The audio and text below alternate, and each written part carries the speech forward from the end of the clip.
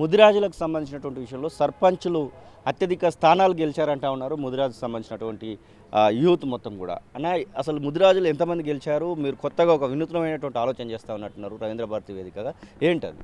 అంటే రవీంద్ర భారతి వేదిక అనే కాదు, కానీ మేము వాస్తవానికి ఏంటంటే గతంలో కూడా గత ఒక 10 సంవత్సరాల నుంచి మేము కూడా ఇటు ఉస్మానియా యూనివర్సిటీలో కావచ్చు, తర్వాత ఇందిరా ప్రియదర్శిని ఆడిటోరియంలో కావచ్చు, మన ఇదేంది ఆర్టీసీ కళ్యాణ మండపంలో కావచ్చు, అనేకమైనటువంటి ప్రాంతాలలో కూడా మా స్థాయికి తగ్గట్టు మేము ప్రతిసారి గెలిచిన సర్పంచ్లకు సన్మాన కార్యక్రమం పెట్టుకుంటూ వచ్చినాము.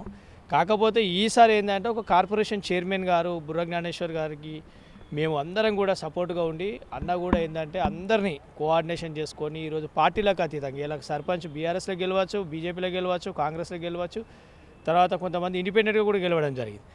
ఆ సర్పంచ్లకు మనం ఏమిచ్చి రుణం తీర్చుకోవాలి అనే ఒక కాన్సెప్ట్ వచ్చినప్పుడు ఒక జాతి పరంగా వాళ్ళని పిలిపించి మన గౌరవప్రదంగా వాళ్ళకు ఒక మెమెంటో ఇచ్చి ఒక శాల్వ కప్పి వాళ్ళకి మేమున్నాం బాసటగా అని చెప్పి అని వాళ్ళకు ఒక మనోధైర్యం కోసం, కొత్త ఉత్సాహం కోసం, ఎందుకంటే ఇలా ఓడిపోయినటువంటి సర్పంచులు ఉన్నారు చాలామంది, వాళ్ళు కూడా అధైర్య పడద్దు, ఓటమి విజయానికి నాంది అనే విధంగా ఖచ్చితంగా ఈరోజు మనం అందరం కూడా సంఘటితమై అన్ని రాజకీయ పార్టీల నాయకులను, తర్వాత ఆల్ పార్టీలో గెలిచినటువంటి సర్పంచ్లు అందరూ కూడా ఒక వేదిక మీకు రవీంద్ర భారతి డిసెంబర్ 31వ తారీఖు ఉదయం 11 గంటలకు అక్కడికి పిలిచి వాళ్ళకి సన్మాన కార్యక్రమం చేస్తూ ఉన్నాం.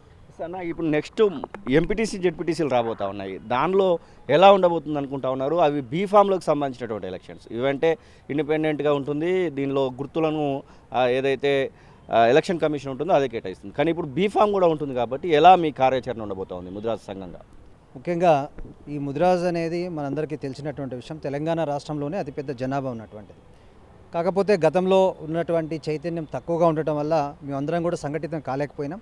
కానీ మేము యూత్గా వివిధ కార్యక్రమాలు, ముదిరాజ్ అధ్యయన వేదిక కావచ్చు, తెలంగాణ ముదిరాజ్ మహాసభ కావచ్చు, ఇటువంటి కొన్ని వినూత్నమైనటువంటి కార్యక్రమాలు పరిశోధనాత్మకంగా చేసిన కారణంగా ముదిరాజ్ జాతిలో మేము సాధారణంగా పాదయాత్ర కూడా చేసి జాతిని మేల్కొల్పడంలో మీ యొక్క భాగస్వాములు అయినాం. కాబట్టి మొత్తం చైతన్యంతో గతంలో దాదాపు 800 మంది సర్పంచులు గెలిచి ఇప్పుడు 1600 సర్పంచులు దాటిపోయినారు. అంటే ఒక 5 సంవత్సరాల్లోనే రెట్టింపోయింది. కాబట్టి ఈ యొక్క సంఘటిత శక్తి అనేది ఐక్యంగా ఉండడం కోసం మేము వీరందరికీ కూడా సన్మానం చేసి ఈ యొక్క సన్మానాన్ని రాబోయేటటువంటి ఎంపీటీసీ, జెడ్పీటీసీ, మున్సిపల్ ఎన్నికలకు కూడా ఇది ఒక నాందిగా ఒక ప్రేరేపకంగా పోవాలనే ఉద్దేశంతో ఈ యొక్క పని చేస్తూ ఉన్నాం. దీనికి మా ముదిరాజ్ కార్పొరేషన్ చైర్మన్ బుర్ర జ్ఞానేశ్వర్ ముదిరాజ్ గారు సంపూర్ణ సహకారాన్ని అందిస్తూ ఉన్నారు. వారు కాంగ్రెస్ పార్టీ నుండి వచ్చినప్పటికీ కూడా అన్ని పార్టీలను కలుపుకొని అన్ని సంఘాలను ఏకం చేసి ముందుకు పోతూ ఉన్నారు. ఇది ఒక శుభ పరిణామం ముదిరాజ్ చరిత్రలో అనేది చెప్పవచ్చు. జనరల్ సీట్లు చాలా కనబడతా ఉంటాయి. జనరల్ సీట్లలో బీఫామ్లను బీసీలకు, ముఖ్యంగా ముదిరాజులకు ఇప్పించడానికి ఏమైనా ప్రయత్నాలు చేస్తూ ఉన్నారా? బీఆర్ఎస్ కానివ్వండి, అటు బీజేపీ కానివ్వండి, కాంగ్రెస్ కానివ్వండి, ఆయా పార్టీలకు సంబంధించినటువంటి అధ్యక్షులను కలవడం అలాంటి ఆలోచనలు ఏమైనా చేయబోతా ఉన్నారు? అన్ని పార్టీలకు సంబంధించిన దాంట్లో కూడా మా యొక్క ముదిరాజు పెద్ద నాయకులు కూడా ఉన్నారు. వాళ్ళందరినీ కూడా మేము సంప్రదిస్తూ ఉన్నాం. మేము జేఏసీగా అందరినీ సంప్రదిస్తూ ఉన్నాం. అన్ని చోట్ల కూడా మాకు ఇక్కడ పార్టీలతో సంబంధం కాదన్న, సాధారణంగా మాకు ఇప్పుడైతే బీసీ మూమెంట్ రాగానే వాస్తవానికి కూడా ఈ బీసీ మూమెంట్ పరిధిలో మనం 42% అడిగినాం, కానీ 50% దాటిపోయింది ఉన్నది. ఆ చైతన్యం అనేది ముదిరాజులో కూడా కొంత ఎక్కువగా పెరిగి ఉన్నది. కాబట్టి ఖచ్చితంగా ప్రతి పార్టీలో గెలిచేటటువంటి అతిపెద్ద జనాభా ఉన్నట్టు ముదిరాజులు. కాబట్టి అన్ని చోట్ల కూడా మా జనాభా ఎక్కువగా ఉన్న చోట ఇతర బీసీ నాయకులను, దళితులను, గిరిజనులను కలుపుకొని, మైనార్టీలను కలుపుకొని మేము ముందుకు పోతా ఉన్నాం. ఆ క్రమంలో కూడా మేము ముదిరాజులు అందరం కలిసి కూడా మేము ఏం చేస్తా ఉన్నాం అంటే ఎలక్షన్ ముందు ప్రయత్నం చేస్తూ ఉన్నాం, ఎలక్షన్ అప్పుడు కూడా మేము అన్ని గ్రామాల్లో పర్యటిస్తూ ఉన్నాం, ఎలక్షన్ తర్వాత కూడా ఇటువంటి కొన్ని కార్యక్రమాలు కూడా చేస్తూ ఉన్నాం. ఖచ్చితంగా మేము విజయం సాధిస్తాం. మనతో పాటుగా ఉస్మానియా యూనివర్సిటీ జేఏసీ నాయకులు రమేష్ ముదిరాజు కూడా ఉన్నారు. ఏంటన్నా, ప్రధానంగా ముదిరాజులు ఎంతమంది సర్పంచ్లు అయ్యారనేది ఏమైనా లెక్క తేలిందా మీకు? గతంలో లాస్ట్ టైం వాస్తవానికి 600 పైచీలకు ఉండే, ఇప్పుడు రెట్టింపుతోటి డబుల్ సంఖ్యతో గెలిచినటువంటి సందర్భం ఉన్నది. వాళ్ళ లెక్కలు తీస్తూ ఉన్నారు. అది 2 రోజులలో మొత్తం డాటా బయటకు వస్తుంది.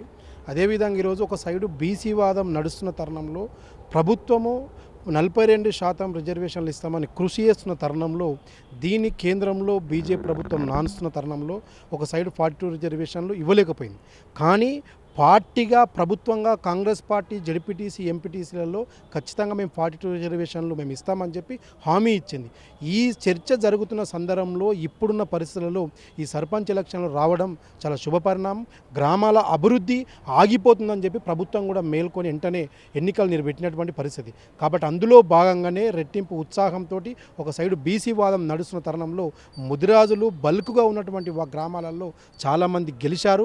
వాటికి ముదిరాజు కార్పొరేషన్ చైర్మన్ బొర్ర జ్ఞానేశ్వర్ గారి నేతృత్వంలో ఈ నెల 30వ తారీఖు నాడు గెలిచిన సర్పంచ్లకు సన్మాన సభ కార్యక్రమం జరగబోతా ఉంది హైదరాబాద్ రవీంద్ర భారతిలో. ఎందుకు జరుగుతుందంటే వాటికి మేము బాసటగా ఉన్నాం. మీరు గ్రామాల అభివృద్ధి కోసం ఎన్ని ఒడిదొడుకులు వచ్చినా మీరు అభివృద్ధి పాల్గొనండి, మీ మార్కు తెచ్చుకోండి. రాబోయే రోజులలో మనం అందరం కలిసి నాయకత్వం అవలంబించాలి. రాబోయే రోజులలో కూడా మొత్తం ఈ వర్గాలకు అభివృద్ధి జరిగినట్టయితే గ్రామాల అభివృద్ధి జరిగితే దేశ అభివృద్ధి జరుగుతుంది. కాబట్టి అనే ధోరణితోటి మేము అన్ని సంఘాలను కలుపుకొని అన్ని పార్టీలలో ఉన్నటువంటి పెద్దలను ఆహ్వానిస్తూ రవీంద్ర భారతిలో సన్మాన కార్యక్రమం జరగబోతా ఉంది. గెలిచినటువంటి నూతనంగా సర్పంచులు ఈ సన్మాన సభకు రావాల్సిందిగా కోరుతా ఉన్నాను. ఎందుకంటే రావడం వల్ల వీళ్ళందరూ ఈ సంఘ నాయకులు కానీ ముదిరాజ్ పెద్ద సభలు మాకు అండగా ఉన్నారని చెప్పి మీకు ఒక మెసేజ్, మీకు ఒక గౌరవం దొరుకుతుంది. కాబట్టి ఈ కార్యక్రమానికి రావాలి. అదేవిధంగా ఈ రాబోయే రోజులలో జడ్పీటీసీ ఎంపీటీసీ ఎలక్షన్లో కూడా ఇదే ఉత్సాహంతో ఖచ్చితంగా బీసీలుగా అన్ని వర్గాలను కలుపుకొని మనం జనరల్ స్థానాలలో కూడా గెలిచే విధంగా ఉండాలి. రాబోయే రోజుల్లో ఇక్కడ అన్ని వర్గాలను కలుపుకొని మన నాయకత్వం అవలంబిద్దాం, అభివృద్ధి కోసం పాటుపడదామని సందర్భంగా గుర్తు చేస్తా ఉన్నాను. అసలైన తొలి వెలుగు.